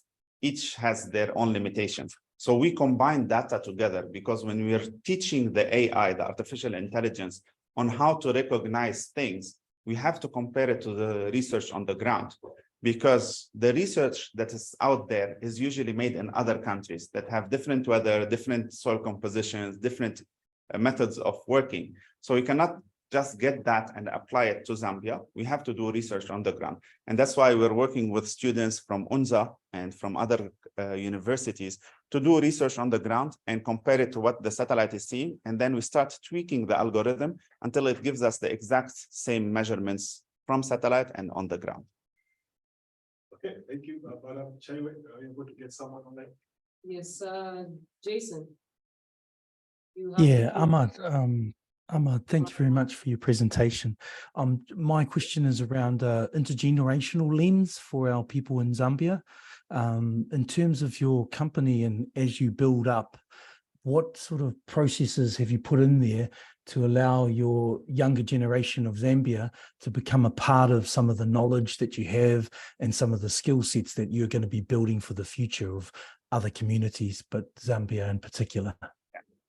Well, that goes back to the same question that Bluetooth has said. So we are using a lot of people because we are a new company and we need a lot of research done. And that's why we went to the university and told them, anyone who's doing master's or PhD and they want to do their final year project, they can come and do that in collaboration with us. We'll provide them with the satellite data and the experts, and they do the research on the ground. So that way they will graduate, we will have the research, and they will have work after they graduate to work with us, because there's no space scientists in Zambia, unfortunately. So we're trying to grow that sector. So everyone is welcome to jump on board. Oh, brilliant. And so have you, in terms of your funding and support, have you built that out so the young generation can understand that they can have a space and with space exploration, with data learning, with AI? Because is that part of your implementation for the next 5 years? I understand the university grade. I'm talking about even how you're helping your farmers. Well, that's definitely there in the plan. That's why we're even trying to get some curriculums to Zambia for schools and universities. We're in touch with IIAS, International Institute of Astronautical Sciences, and some other organizations that would like to get that. And that's why we're also going to the government here, because they have to be the ones implementing these projects, not only private sector. Brilliant. Thank you, Ahmad. Thank you. Okay, thank you so much. Thank you. Okay. Brian, you have the floor. Let's see, let's. It's good. He had some emojis, so maybe. Okay, it's part of celebration. All right, let's very amazing presentation, and I know we have hundreds more of such presentations in the room, and unfortunately due to time we can't really accommodate everyone. But this is why we are here, to raise the appetite so that we can work together. And this is the starting point, so that we can have more and more stories be told. One of the biggest things that we have, especially in Southern Africa, is we do not tell our stories. We don't tell our stories. So, but the more we tell our stories in a more influential way, and people who have the art of telling stories, they can help us build up stories to create impact, the better we can actually be, especially in terms of our goal of attaining the objectives we have for the development, the socio-economic development for our country itself. And I think when Chair was presenting, she mentioned something around what we're actually trying to address as Catalyst 2030. One of the challenges we have, especially as young people, is you want to know the problem and you want to be the one to find the solution, and everything to be done by you and you alone.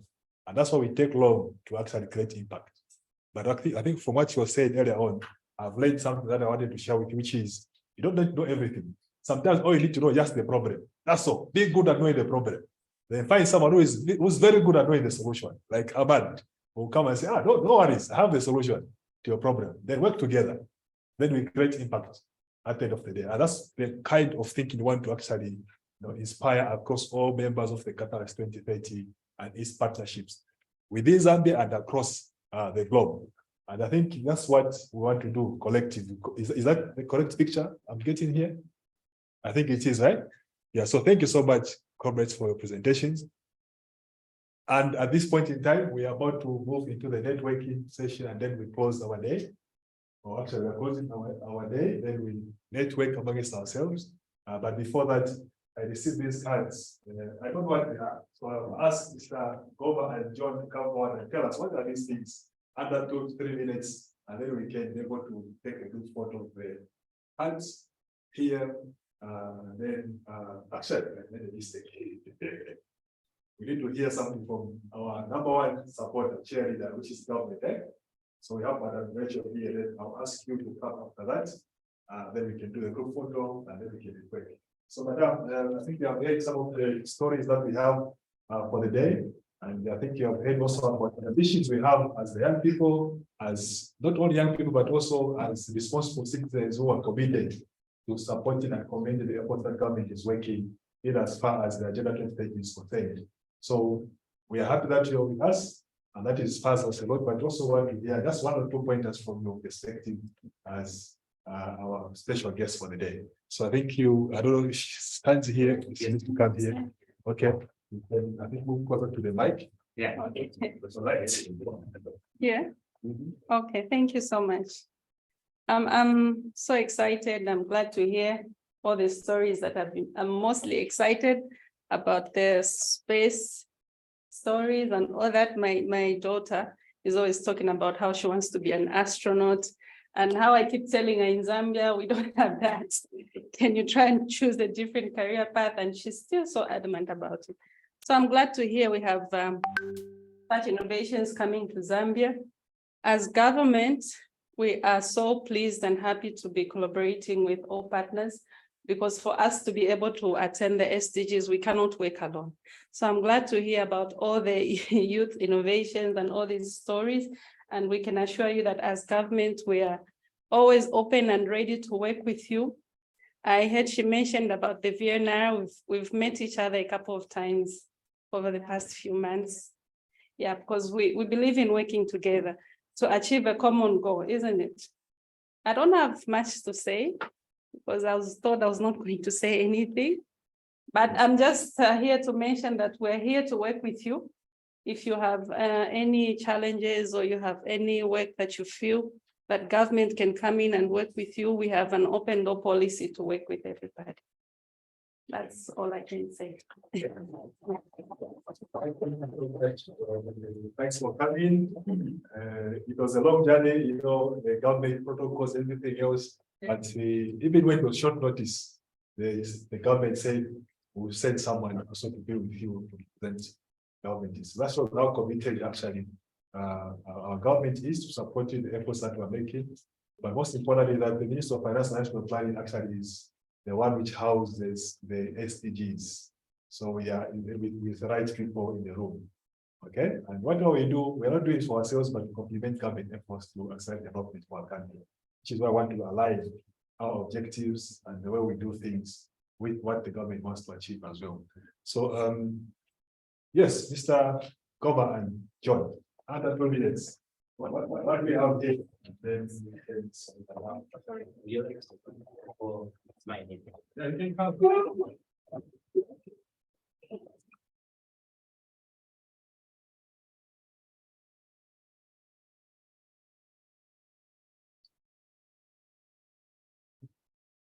So my name is it's behind the mic. It's behind the mic. Yeah.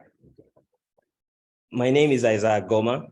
I am the communications manager for the ECHO Foundation, and also a managing partner at social enterprise called Eisenhower Philanthropy. What we have here, basically placards of the 17 Sustainable Development Goals. So we use this under the ECHO Foundation, which is basically a social enterprise and also a CSO that works towards supporting sustainable solutions. We have a program called the Zambia We Want. So what we basically do under the Zambia We Want, we try to go and fix the issue of awareness. We realized working with the SDGs, when you look down to how much people actually know about the SDGs. I was listening to one of the presenters that said they went to the Copper Belt and they found that people actually don't know much about the SDGs. So as Zambia, as a population, according to ZDHS, a survey that they did in 2018, 7.8 million of the population in Zambia was youth. 5.6 million of that population lives in rural areas. That is a huge percentage of a very significant portion of our population that is living in underserved areas. So what we do with the Zambia We Want is, in a bid to localize the SDGs, we transformed it into a data collection program, also an awareness campaign where we go around in communities and institutions to find out the aspirations and the visions and dreams that the youths have for the Zambia they want to see. And then we use that and tie it to the Sustainable Development Goals. So there are some youths that will come up and say, you know what, I would like to see a Zambia where there's no hunger or there's no poverty. And then we'll tell them, say, do you actually know that what you're talking about is linked to this particular SDG in this fashion, and this is what you can do from where you stand to make a difference in our country. So that is basically what the Zambia We Want campaign is all about. We've been to numerous institutions, we've been to rural areas where we have spoken about the SDGs and how we can bring together communities to brainstorm solutions around the SDGs. I remember Kufuna mentioned one thing, say, you know what, to solve and create solutions for the problems that we face, it is critical that we involve the people that we are making these solutions for, because most of the time, if not all the time, the people that we interact with know the solutions to the problems that they face. But you find that because of challenges like lack of access to capacity building institutions like CADEF, and lack of access to capital, the language barrier, some of them cannot articulate themselves very well in common languages. It creates so many bridges that we need to gap. And we went down to the community so that we can help create platforms where these people can brainstorm as communities and come up with those rough, raw ideas that we can then pass on to people like the good folks at CADEV and say, what can you do with this community to build a solution around this problem that they have? So we use these as teaching aids so that, visual learning is always very important. So we use these as teaching aids, and we'll show them and we'll have discussions around all the SDGs, break them down to what they are, the targets, what they aim to achieve, and exactly how each one of us can be a part of the solution. Yeah, thank you. So what we'll do is I'll speak up the remote photo, each one of us will pick their favorite. Not that we will be having more in the south of the favorite. But before that, Brian, do you have anything to say before we close? Thank you so much, Akufuna. Thank you so much to the entire team. I hope you can see me and hear me perfectly. First of all, to the panel, that was one of the most thought-provoking and very insightful panel I've attended throughout this week. So again, congratulations to the panel for giving us so much to think about. And to the amazing people who came into showcase, Chaiwe, Ahmed, I cannot say how much proud I am of you. And this is the beauty about having such platforms, is because I have known you not for more than 4 or 5 months now. And I wouldn't have figured out that you are working on such amazing projects. And this is why I want to call upon the Zambian chapter to take up such roles, to profile themselves. And I can promise you and assure you today, as we officially launch this chapter, is that with the mandate that I hold and under the Africa Forward banner and the campaign that we're building, the key and the most important thing that I pushed for when we started working on it was I want to make sure that African social entrepreneurs, African innovators are at the forefront of fighting for Africa and combating some of the challenges Africa faces. With that notion, I want to assure you that your work will be profiled, you will be spotlighted in the right circles, and amazing members from different parts of the world and all those who work with us on a global scale will be able to see the amazing work you are doing and how best they can come in and support. I like something that was said earlier on, that you don't have to be a master of everything, but then you need to be a master of some of the challenges and then find someone who's a master of the solutions. And I lobby with you to be one of those people. If you look straight into your screen right now, there are a few things that we are doing as Catalyst 2030. If you see what I'm sharing right now, we are speaking about Catalyst 2030 Awards for Systems Change. And this one, I welcome you all to nominate anyone you believe, from governments to corporates, to buy and multilateral teams, and donors, anyone you think has been key in seeing to it that social enterprise in Zambia is successful. Yeah, so please nominate anyone in government. It could be a ministry, it could be a minister that you've worked with, it could be a corporate like GIZ, as I've had many of you mention. It could be in bilateral, multilaterals, or any donor that you believe has come in and played a pivotal role in see to it that the Zambia chapter is able to succeed. And to amazing innovations such as the one I have seen Chaiwe showing there.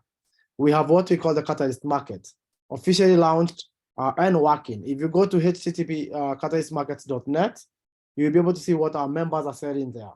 This is one of the most sustainable, organic way of making sure that we also support our members. So if you believe that you're not yet a member of Catalyst 2030 Zambia chapter, please feel free to join today. If you have something that you believe is nature-based solutions, or something that you believe that needs to be in the market for other people across the world to buy into it, to purchase from you, please free engage with us, because we would like to showcase your work in the Catalyst market as well, and to open that platform for people to also directly buy from you and benefit your organization. We also have what we call the business commitment badge. We are calling upon you to come in and commit yourselves as businesses towards working towards achieving the SDGs. And the final thing we have is what we call the social change innovators.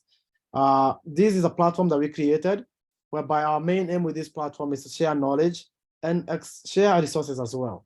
The team that's just presenting right now, building this amazing campaign on Zambia, I would want to tell you one thing: whatever you're working on should be on the SCI. We should be able to learn from you, see what you're doing, and contribute as well as complement what we can from a global perspective. So I also call upon you, if you're seated there and you feel that this is where you're supposed to be, social innovators, it's very easy to call upon them. And I say to you again, please join us, work with us, and we are happy to support in any way, shape, and form. Catalyst 2030, as I said earlier on, is a global movement of social entrepreneurs and innovators working collaboratively with communities, governments, businesses, and our main aim is to bring about that change in systems and advance the SDGs through a collective action. And we want to make sure that we have more bold and new strategies coming in from Zambia. Our website is very simple. It's www.catalyst2030.net. And our social media handles, for those who would like to reach out to us on social media, Facebook is Catalyst 2030, LinkedIn Catalyst 2030, So all this is there for you, but I also believe you have a very strong team of leadership that's going to support us in making sure that we have the right team joining, the right people with the right mindset, and people who are ready and agile to change the world and see to it that Zambia is moving forward and achieving the SDGs. For me, on my end, it's just a congratulations. It has been an amazing time. I have not at any one point felt tired of listening in and engaging. I am proud to have had one of our governing councils here, Jason, to also engage with you. And my team has also been in this session a lot. So it is amazing to see that this is the first and of many in-person meetings that we're going to have. So I say again to you, congratulations.